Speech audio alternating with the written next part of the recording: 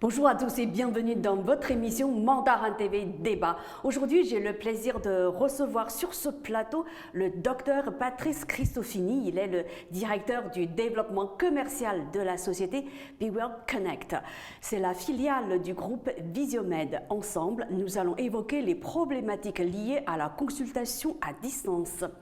Patrice Cristofini, bonjour. Bonjour. Merci d'être venu jusqu'à nous en cette période si spéciale. Alors, est-ce que vous pouvez nous dire si, depuis le début de la crise, le nombre de consultations à distance a augmenté?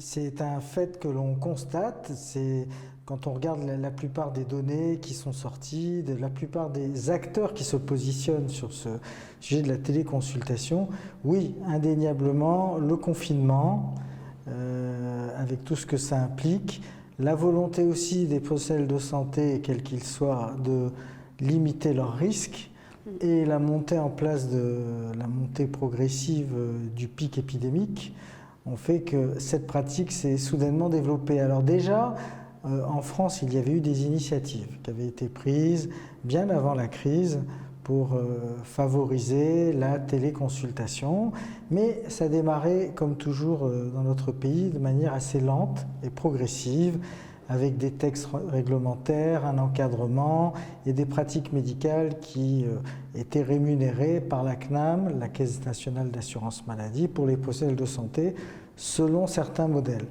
Mais ça a avancé tout doucement, et on n'avait pas... on avait le sentiment que l'usage avait encore un peu de mal à démarrer, parce que traditionnellement en France, le rendez-vous avec son médecin au cabinet est une institution. Mais on voyait les progrès, on arrivait à des chiffres de 500 000 à 800 000 par an, ce qui n'est pas beaucoup vu 500 000, 800 000 par an. Ouais. Et puis cette crise est arrivée, et là oui, il y a indéniablement eu une explosion pour diverses raisons. La première, c'est que les patients respectent le confinement, et quand ils commencent à ne pas être bien, ils ont besoin d'être rassurés.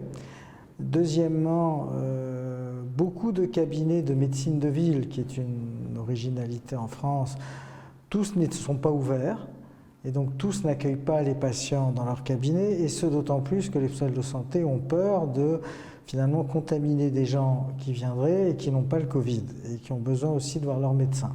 Donc cette conjoncture d'événements a fait que ça s'est énormément développé. Maintenant, qu'est-ce qu'on appelle téléconsultation ?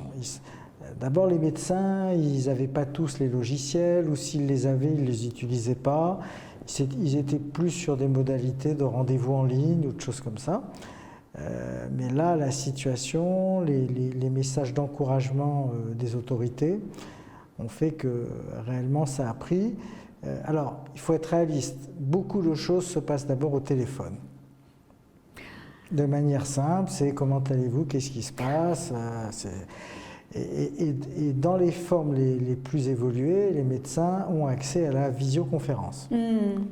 Alors, il y a plusieurs types de visio, ça peut aller du Skype basique, qui est quand même pas toujours recommandé, parce qu'avant on recommandait des systèmes sécurisés dans les échanges. Mais il y a eu toutes les situations, FaceTime, Skype, tous les outils qui ont permis, sur son mobile, sur une tablette, sur un PC, de se montrer à son médecin et de parler avec lui, ont pris. Ça a permis aux professionnels de santé d'ailleurs de regarder comment était son patient, de voir s'il respirait bien. Mais on était vraiment, je dirais, dans la partie minimaliste de la téléconsultation. C'est-à-dire juste se voir. Il y avait, en fait, on en parlera pour la suite, mais l'intérêt, et la technologie le permet, l'intérêt de la téléconsultation, c'est de pouvoir en plus envoyer ces données à son médecin à distance pour qu'il surveille votre tension, votre saturation en oxygène, votre température.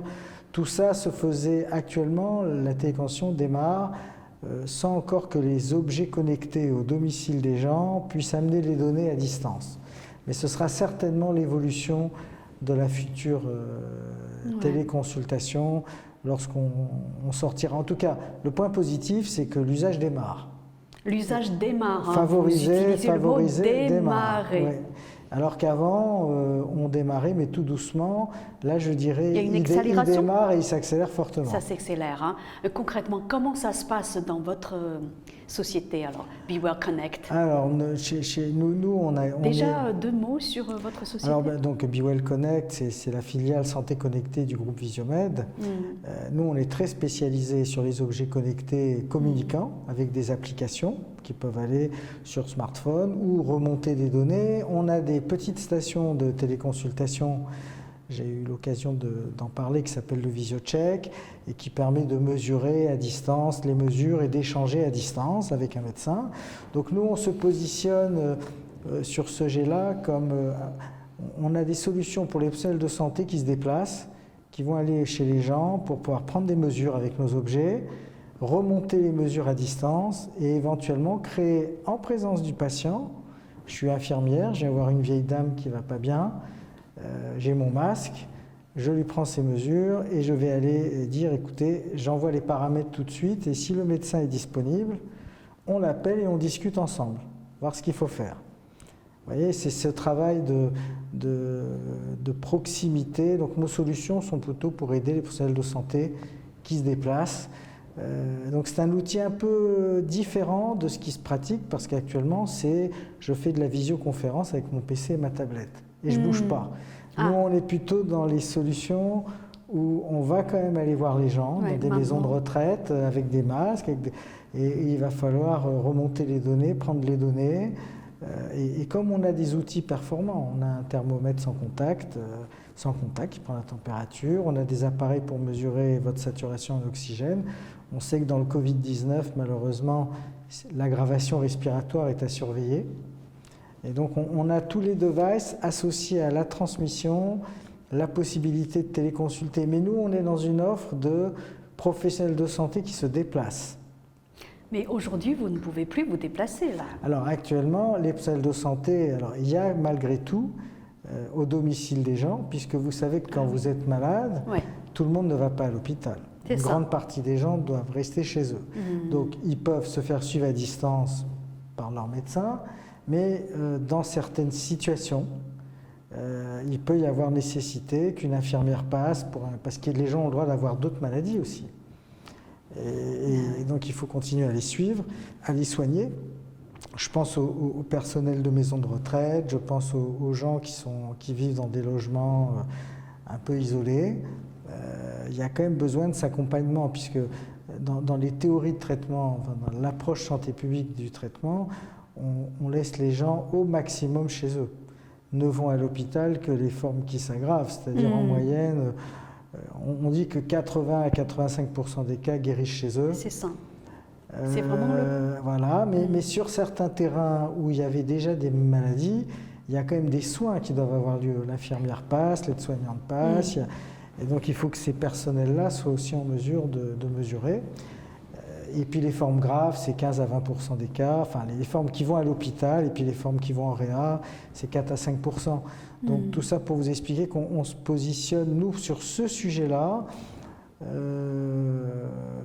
comme le futur, parce que je pense qu'à la sortie du confinement, cette pratique de la téléconsultation va s'élargir énormément. On y reviendra, voilà. Hein, on y reviendra. Et nous avons aussi une autre activité, j'en profite. Nous travaillons avec des partenaires chinois et nous sommes en mesure de fournir des équipements de protection individuelle à différentes organisations, institutions ou entreprises qui nous le demandent. Là, malheureusement, nous sommes confrontés à la forte demande mondiale dans ce domaine, aux difficultés d'approvisionnement, de transport et de logistique. Mais comme vous le savez, il y a un grand enjeu qui s'annonce pour le déconfinement. Déjà, il faut assurer que tous les professionnels de santé aient suffisamment d'équipements de protection et de masques. Et puis, on parle aussi d'équiper la population française au sens large. Donc, le problème de l'approvisionnement des équipements de protection individuelle est un gros sujet, très tendu actuellement à cause du contexte mondial et que les demandes viennent de nombreux pays. La radio, je vais dire, les médias en parlent tous les jours. Hein. Exactement. Et puis la situation évolue de jour en jour. Voilà, nous, Visiomed et Be Well, on a la capacité d'aider en fonction de ce que notre partenaire chinois est capable de faire, parce que la demande est très forte. D'accord. Et voilà, après, notre difficulté, c'est la logistique.